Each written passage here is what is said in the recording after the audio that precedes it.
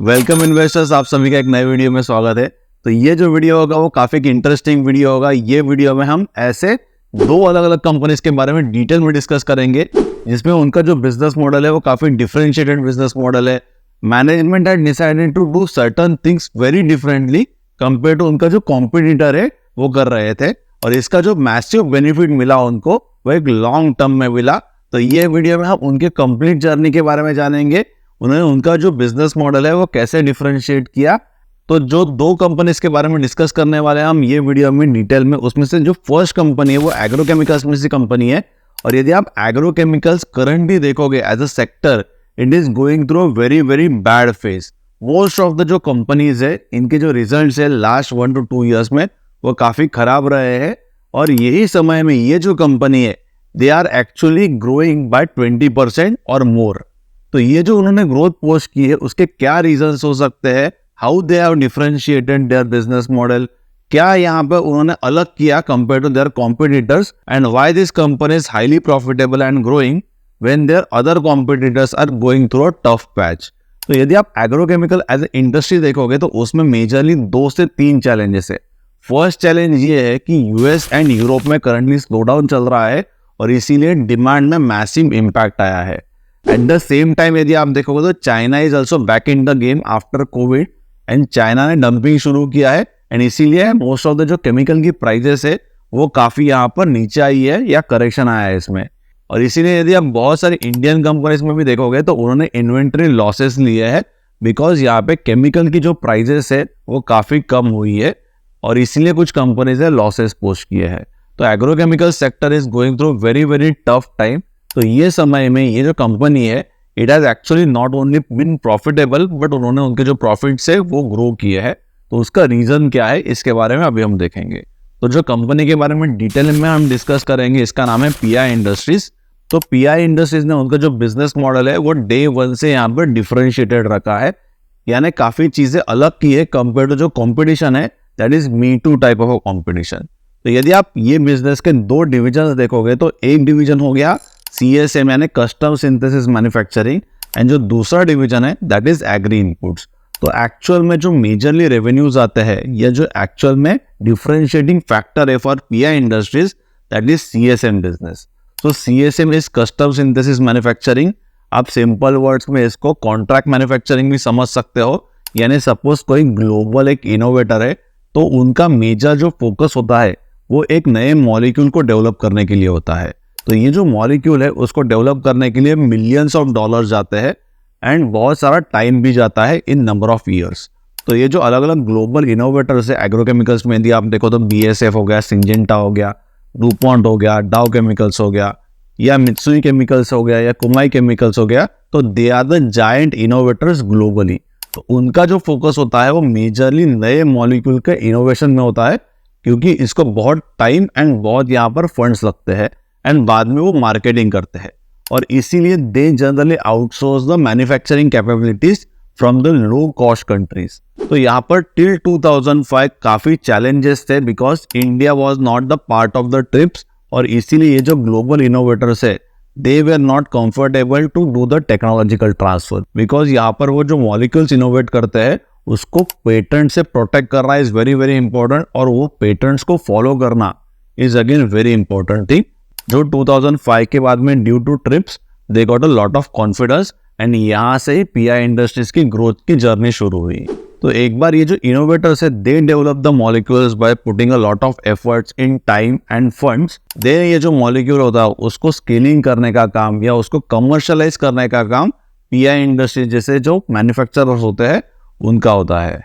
और ये जो पीआई इंडस्ट्रीज का बिजनेस मॉडल है it is very very interesting business model, because generally industry में ये किसी ने भी किया नहीं है at that scale, and initially इनको भी काफी यहाँ पे परेशानी आई है, और इनिशियली बहुत हाई एंट्री बैरियर्स थी ये बिजनेस मॉडल में। कोई भी यहाँ पर जो मैन्युफैक्चरर है they cannot become a custom synthesis manufacturer, और they cannot do the manufacturing for the global innovators, because global innovators are very very picky, because जो मॉलिक्यूल्स होते हैं वो मल्टी मिलियन डॉलर्स के मॉलिक्यूल्स होते हैं, और यहाँ पर पेटेंट सपोज जो उनका कॉन्ट्रैक्ट मैन्युफैक्चरर है वो प्रोटेक्ट नहीं कर पाया, या सपोज उन्होंने रिवर्स इंजीनियरिंग करके खुद ही मैन्युफैक्चरिंग करके डोमेस्टिक मार्केट में सेल करना शुरू कर दिया, then it can be a massive damage for the funds and the efforts which has been put by these global innovators. इसलिए जो ग्लोबल इनोवेटर्स सिलेक्ट करते हैं उनके कॉन्ट्रैक्ट मैन्युफैक्चरर्स को या सीएसए मैन्युफैक्चरर्स को, वो 1 या 2 होते हैं पर मॉलिक्यूल, और ये कंप्लीट ऑनबोर्डिंग प्रोसेस को भी काफी समय लगता है। यहाँ पर आप एक एग्जांपल देख सकते हो।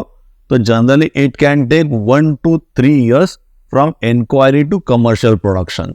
But once you are onboarded with the innovator as a contract manufacturer or as a CSM manufacturer, वहाँ पे जो बिजनेस है it is very very sticky, because ये जो इनोवेटर्स है they have given the name of the contract manufacturer और CSM manufacturer in the dossiers for the regulatory approvals, और उसको चेंज करना is not very very easy. इसीलिए once they onboard their contract manufacturers, यहाँ पर जो business है उसका काफी लॉन्ग टर्म का विजिबिलिटी मिलता है। इसीलिए यदि आप पीआई इंडस्ट्रीज के लॉन्ग टर्म के कॉन्ट्रैक्ट्स देखोगे तो वो 3 to 10 years के होते हैं। इसमें उनको रॉ मटेरियल का पास थ्रू मिलता है, करेंसी फ्लक्चुएशंस का पास थ्रू मिलता है। ये जो कॉन्ट्रैक्ट्स होते हैं वो जनरली टेक और पे कॉन्ट्रैक्ट्स होते हैं, यानी इसका जो रिस्क है वो पीआई इंडस्ट्री में मिनिमल रहता है। And fourth and important point, ये जो कॉन्ट्रैक्ट्स है वो ऑटो रिन्यूअल भी हो सकते हैं depending on the performance of the contract manufacturer. तो यहाँ पे पीआई इंडस्ट्री को क्या डिलीवर करना है या what is the expectation from the innovator, they should manufacture the required volume in required time period with the quality standards. यहाँ पर आप देख सकते हो पीआई इंडस्ट्री ने उनका जो सीएसएम का डिवीजन है वो कैसे स्केल अप किया है। Over the period of time order book को उन्होंने बहुत ही अच्छी तरीके से स्केल अप किया है, and they have kept on introducing new molecules every year. In general on average 3 से 4 नए मॉलिक्यूल जो है वो उन्होंने इंट्रोड्यूस किए है for their custom synthesis division. तो ये जो डिवीजन है कस्टम सिंथेसिस का, इससे ही कंपनी के मैक्सिमम रेवेन्यूज आते हैं। उसके बाद में उनका और एक जो डिवीजन है दैट इज एग्री इनपुट्स। इसमें अलग अलग 3 सब सेगमेंट्स है। इसमें जो फर्स्ट है दैट इज इन लाइसेंसिंग, और ये जो डिवीजन है मोस्टली वो डोमेस्टिक फोकस डिवीजन है। तो इन लाइसेंसिंग इसका मतलब सपोज पीआई इंडस्ट्री ने कोई एक इनोवेटर जो ग्लोबल इनोवेटर है उसको ऑनबोर्ड कर लिया, उसके बाद में जो प्रोडक्ट्स अंडर पेटेंट है that they actually can distribute in Indian geography, and यहाँ पर दे can be a soul distributor. In licensing के बिजनेस मॉडल में पीआई इंडस्ट्री जो टेक्निकल होता है वो इनोवेटर से सोर्स करती है, उसको फॉर्मुलेशन में आगे जाके कन्वर्ट करती है, and then they distribute in the Indian geography. यहाँ पे जो ब्रांडेड फॉर्मुलेशन होता है उसका जो रजिस्ट्रेशन होता है वो पीआई इंडस्ट्री के नाम पे होता है, इसलिए they are the sole distributor in this business model. PI industries ने बहुत सारे अलग अलग ग्लोबल इनोवेटर्स के साथ इन लाइसेंसिंग किया है, and they are the sole distributors in Indian geography. तो उसके कुछ एग्जांपल्स देख लेते हैं। तो नॉमिनी गोल्ड ये जो प्रोडक्ट है जो किमियाई केमिकल्स का है, इसके लिए pi industries soul distributor. Voltage जो बेयर का है, क्लच बीएएसएफ का है, ओशिन मित्सुई केमिकल्स का है, वाइब्रेंट निप्पॉन कायाकू का है, आउकीरा एंड लॉन्डेक्स powder are again from the किमियाई केमिकल्स। सो ये इन लाइसेंसिंग मॉडल से भी हमें ये समझ में आता है कि pi industries have developed a very deep relations with their global innovators. और बाकी जो 2 डिविजन है इन एग्री इनपुट्स दैट इज को मार्केटिंग एंड ब्रांडेड जेनेरिक्स। तो को मार्केटिंग में जनरली जो इनोवेटर है एंड जो पीआई इंडस्ट्रीज है they together market this product in Indian markets. Recently, very interestingly, PI Industries has entered into pharma industry segment. तो यहाँ पर यदि आप अपॉर्चुनिटी साइज देखोगे एग्रोकेमिकल्स का फॉर कस्टम सिंथेसिस मैन्युफैक्चरिंग, तो वो सिर्फ $5 billion का है। और उसको ही कंपेयर करोगे यदि आप फार्मा डिवीजन से, यानी CDMO अपॉर्चुनिटीज में देखोगे या CRO अपॉर्चुनिटीज के लिए देखोगे, तो लगभग $40 billion का इंडस्ट्री है, यानी 8 times लार्जर है कंपेयर टू एग्रोकेमिकल्स। और जैसे जैसे कंपनी यहाँ पे बड़ा हो रहा है, they wanted to have the bigger products and bigger molecule, जहाँ से उनको एडिशनल जो रेवेन्यूज है वो आ सकते हैं। इसीलिए कंपनी ने रिसेंटली कॉल लिया था या एक स्ट्रैटेजिक डिसीजन लिया था to enter into a pharmaceutical industry. इसीलिए उन्होंने Q1 2024 में 2 एक्विजिशन भी किए थे, TRM एंड आर्केमिका करके। फ्यूचर में फार्मा डिवीजन को ग्रो करने के लिए कंपनी ने हैदराबाद में एक इंटीग्रेटेड जो सेंटर है उसको डेवलप किया है, जिससे कंपनी आगे जाके CRO एंड CDMO की जो सर्विसेज है वो फार्मा इंडस्ट्री को प्रोवाइड करने वाली है। If you want to know more about CRO क्या है, CDMO क्या है, CSM क्या है, ये अलग अलग जो टर्मिनोलॉजीज है, तो जरूर आप मेरा फार्मा इंडस्ट्री का जो 4 पार्ट का सीरीज है मैंने यूट्यूब में आपके सभी के लिए फ्री में अपलोड किया है, तो जरूर आप इसके डिटेल्स चेक कर सकते हो। It can be a very good learning for you if you want to really understand in depth about agrochemical as well as pharmaceutical industry.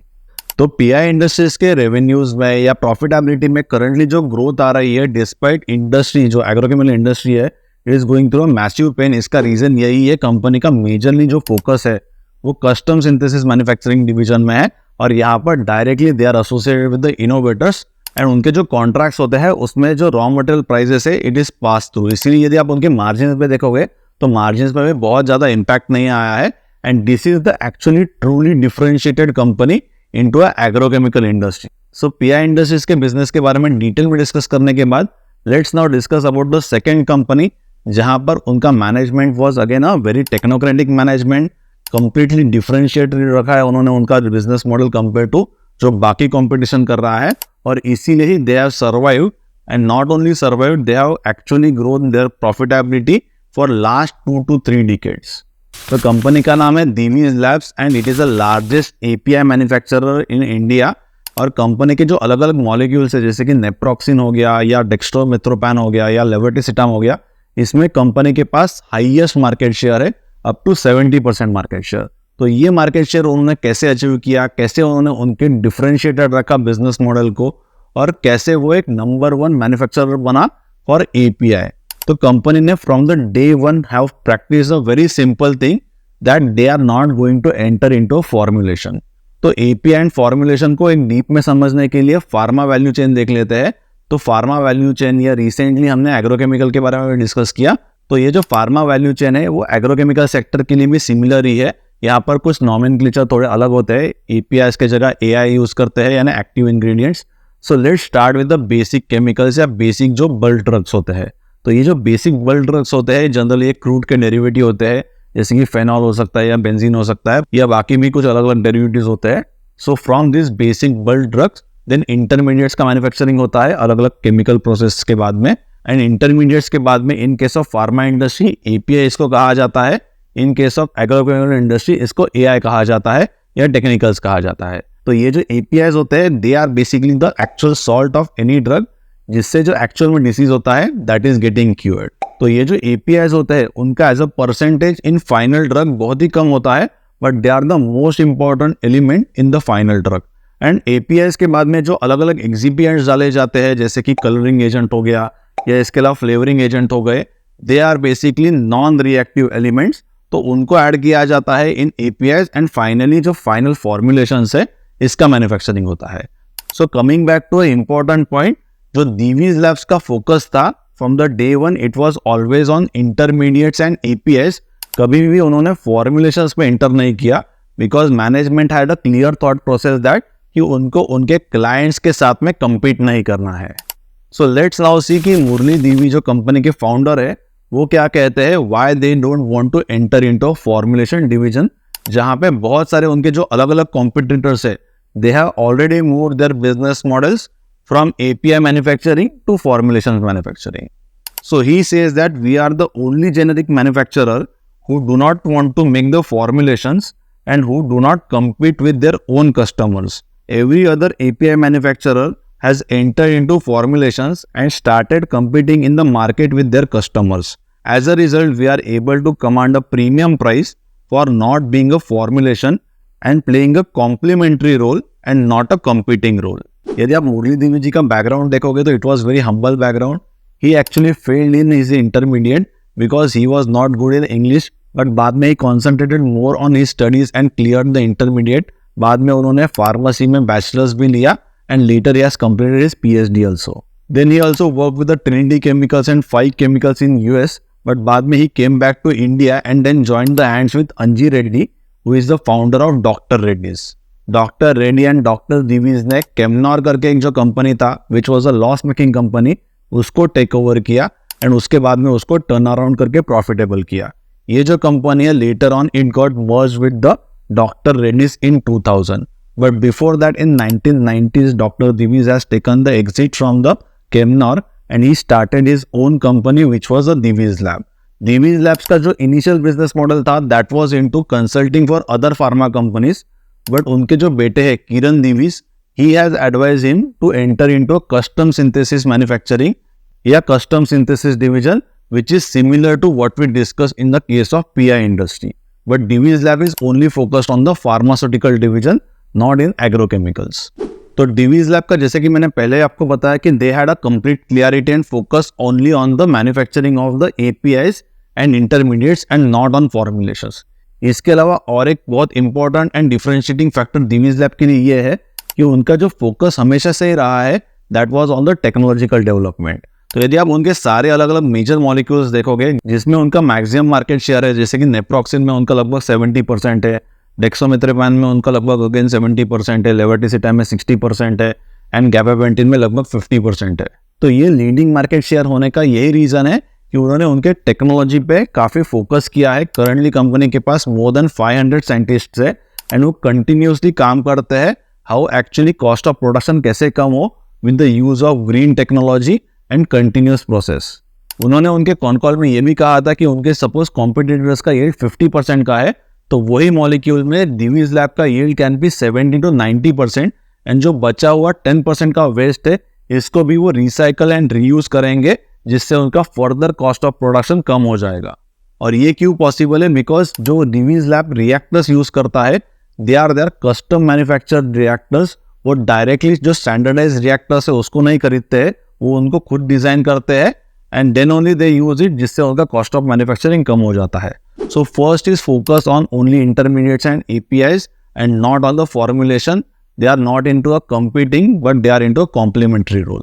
Second is their focus on innovation and technological development. And इसके बाद में जो third important factor है which is the differentiating factor for Divi's Lab is उनका scale of operation या economics of scale. यदि आप उनके 2 यूनिट्स देखोगे, एक हैदराबाद में है एक वाइजैक में है, तो दोनों जगह उनके पास लगभग 500 एकर्स का लैंड है एट ईच लोकेशन। एंड जो वाइजैक का यूनिट है उनका इट इज अ नंबर 1 या largest unit in globe for the API manufacturing. Recently they have started the capex eight there third unit which is eight the Kakinada. और यहाँ पर भी आप उनका टोटल लैंड पार्सल देखोगे तो 425 एकर्स का है। तो because of this huge economics of scale उनका कॉस्ट ऑफ प्रोडक्शन उनके कॉम्पिटिटर्स के कंपैरिजन में काफी कम हो जाता है। कंपनी ने रिसेंटली सार्टन से जो कैटेगरी है उसमें भी एंटर किया है और सार्टन का जो यूसेज है it is to treat the hypertensive patients. इसमें भी अलग अलग टाइप्स के सार्टन आ जाते हैं जो आप यहाँ पर देख सकते हो। इसमें वालसार्टन है या ओल्मीसार्टन है या बहुत सारे अलग अलग टाइप्स है। तो इसके लिए भी कंपनी ने कंप्लीट बैकवर्ड इंटीग्रेशन किया है अप टू OTBN लेवल, यानी उनको उनका कॉस्ट ऑफ प्रोडक्शन यहाँ पर रिड्यूस करना है and they also want at the same time complete supply security, यानी सारा ही मैन्युफैक्चरिंग वो खुद ही करना चाहते हैं। तो इससे कंपनी को क्या बेनिफिट होता है? तो यदि आप 2019 में देखोगे तो US FDA ने बहुत सारे जो सार्टन मैन्युफैक्चरर्स है उनको कुछ रिस्ट्रिक्शन लगाए थे बिकॉज ऑफ NMDA की जो इम्प्योरिटीज होती है। But Divi's was the only manufacturer during that time जब भी उनके प्रोडक्ट्स में NMDA रिलेटेड कोई भी इम्प्योरिटीज नहीं थी, बिकॉज उनका मैन्युफैक्चरिंग का तरीका काफी अलग था compare to their other competitors. इसीलिए Divi's Labs always focused on complete backward integration, end-to-end backward integration, and this is their third differentiating factor compared to their other competitors. Company ने recently एक नए segment में inter किया है which is contrast media. तो contrast media ये ऐसे substance होता है जनरली जब वो एक्सरे से एक्सपोज होते हैं तभी जो बॉडी पार्ट्स है वो अलग तरीके से दिखाई देते हैं। जैसे कि यदि आप देखो तो एक्सरेज में स्टमक हो गया या इंटेस्टाइन हो गया वो बराबर दिखते नहीं है because x ray actually pass through them. तो कॉन्ट्रास्ट मीडिया का जब यूसेज करते हो आप तभी ये जो सॉफ्ट बॉडी पार्ट्स है they can be correctly seen. तो ये जो कॉन्ट्रास्ट मीडिया जनरली यहाँ पे 2 अलग अलग केमिकल्स का यूज होता है, एक आयोडीन बेस्ड होता है एंड जो दूसरे कंपाउंड्स है that is based on gadolinium. जो आयोडीन बेस्ड है उसका जो यूसेज है वो generally x rays and CT scans के लिए होता है एंड जो गैडोलिनियम बेस्ड कंपाउंड्स है उसका जो यूसेज है वो जनरली MRIs के लिए होता है। और ये जो complete contrast media as a segment है it is growing as 15 to 20% and इसका जो यूसेज है वो आगे जाके काफी यहाँ पे बढ़ सकता है एंड इसीलिए मेजरली कंपनी का फोकस करंटली ये सेगमेंट में है so that they can have a very good growth going forward. यदि आप Divi's Lab का कस्टम सिंथेसिस का डिवीजन देखोगे तो लगभग कंपनी के 50% के रेवेन्यूज ये डिवीजन से आते हैं। ये बहुत ही एक हाई मार्जिन का डिवीजन है and exactly they work like the PI industries with the innovators. जो भी फार्मा बेस्ड इनोवेटर्स है उनके लिए वो कॉन्ट्रैक्ट मैन्युफैक्चरिंग की सर्विसेज प्रोवाइड करते हैं जहां पे they have the focus on the innovative molecules for clinical trials as well as the commercial manufacturing. And globally जो टॉप 20 इनोवेटर्स है फ्रॉम डिफरेंट डिफरेंट जोग्राफीज जैसे कि यूएस है या यूरोप है या जापान है, इसमें से 12 जो इनोवेटर्स है they are already the customers for Divi's lab from last 10 years. कंपनी का ये डिवीजन का जो फोकस है that is on the R&D, और इसीलिए कंपनी के पास करंटली 500 साइंटिस्ट का एक टीम है। यदि आप देखो तो 2022 में उनके जो रेवेन्यूज एंड प्रॉफिटेबिलिटी है वो काफ़ी आपको ज़्यादा नजर आएगा। इसके अलावा custom synthesis as a division भी यदि आप देखोगे तो it had contributed a lot during that particular year. इसका रीजन ये ही है कि कंपनी ने मोलनुपिराविर ये जो मॉलिक्यूल है वो समय में जो कोविड को ट्रीट करने का मॉलिक्यूल था that they manufactured for the innovator called as Merck. But बाद में कोविड रिलेटेड मेडिसिन का डिमांड काफ़ी कम हो गया एंड इसीलिए उनके जो रेवेन्यूज है एंड जो प्रॉफिटेबिलिटी है उसमें हमें फॉल दिखाई दे रहा है in 2023 and 2024, but they are actually they are normalize revenues and profitability. Apart from company का generic and custom synthesis division, company के एक स्मॉल जो रेवेन्यूज है वो थर्ड सेगमेंट से आते हैं विच इज न्यूट्रास्यूटिकल्स, लगभग 7-8% के रेवेन्यूज आते हैं उनके। इसमें company vitamin A, vitamin D and vitamin E यहाँ पे मैन्युफैक्चर करती है। यदि आप देखोगे तो बीटा कैरोटीन करके एक यहाँ पे कंपाउंड होता है which actually act as a pigment for the different colours like red या ऑरेंज या yellow colour which is found in beet root और कैरेट। और यहाँ पर ये जो बीटा कैरोटीन है that is a precursor for vitamin A. Company का जो फ्यूचर का ग्रोथ आएगा that will be coming from the their new facility which they are setting up at the Kakinada. यहाँ पे करंटली फेज 1 का काम चल रहा है जिसके लिए लगभग वो 1000 करोड़ का कैपेक्स करने वाले हैं। कंस्ट्रक्शन जो है वो लगभग FY26 तक कंप्लीट हो जाएगा, बट अप्रूवल्स लेने के लिए काफ़ी समय लगता है। तो एक्चुअल में कमर्शियल जो मैन्युफैक्चरिंग है वो FY27 ऑनवर्ड्स यहाँ पर शुरू हो सकता है, जहाँ से काफ़ी कस्टम सिंथेसिस के भी अलग अलग जो उनको प्रोजेक्ट्स है वो मिल सकते हैं। And that is why they are putting up the new capex which is a green field capex. ये करंटली फेज 1 है, वो कंप्लीट होने के बाद company will be also discussing about the phase 2 capex at the Kakinada.